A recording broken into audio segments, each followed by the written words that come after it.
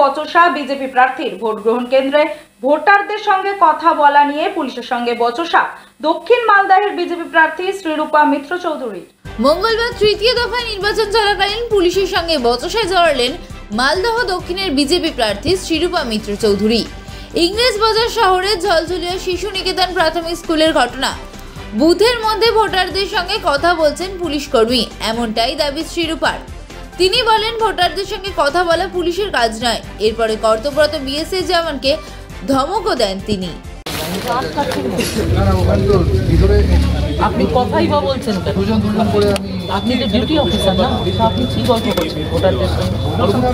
Please আপনি সাইডে আপনি কাজ করুন আপনার। আমি আপনাকে দেখছি অনেকক্ষণ ধরে, তার জন্য আমি এলাম। আপনি আপনার কাজ করুন, আপনি ভোটারদের সঙ্গে কথা বলবেন না, এটা আপনার কাজ নয়। ভোট প্রক্রিয়া मैं यहाँ पे खड़ा होके देख रही हूँ ऐसा चल रहा है, क्यों करेंगे? इनका ड्यूटी है क्या ये? वोटर अपना मन से वोट देंगे। अपनी साइड হয়ে যান, এখানে সিএ আপনি সাইড হয়ে যান। প্লাস্টিকের ভেতরে দাঁড়িয়ে ভোটারদের সঙ্গে কথা বলে তাদেরকে ইনফ্লুয়েন্স করার চেষ্টা করছিলেন অনিকেত কুমার, ইউনিফর্মে ছিলেন, তাকে এখান থেকে বের করে দিলাম। এবং এই জায়গাতে তারা ডিস্টার্ব করার চেষ্টা করছিলেন, লাইন ঠিক করার নামে মহিলাদের গায়ে হাত দিচ্ছিলেন, এটা আমি নিজের চোখে দেখেছি। কি অভিযোগ রয়েছে আপনার এই বুথে? না, এই বুথে আমি ছুটে এসেছিলাম, আমাদের একজন বিজেপির মহিলা পোলিং এজেন্ট, তাকে ডিউটি দেওয়া হয় এখানে, এবং তিনি এখানে যখন উপস্থিত হন এখানকার বাইরে যারা দুষ্কৃতীরা ছিলেন তাকে ধাক্কা দিয়ে বের করে দেয় এবং সে এখানে বসতে পারেননি। তিনি কিছুটা দূরে গিয়ে দাঁড়িয়েছিলেন, আমাকে ফোন করার পর আমি পৌঁছোই এবং তিনি আমার কাছে আসেন, আমি তাকে বসিয়ে দিয়ে এসেছি।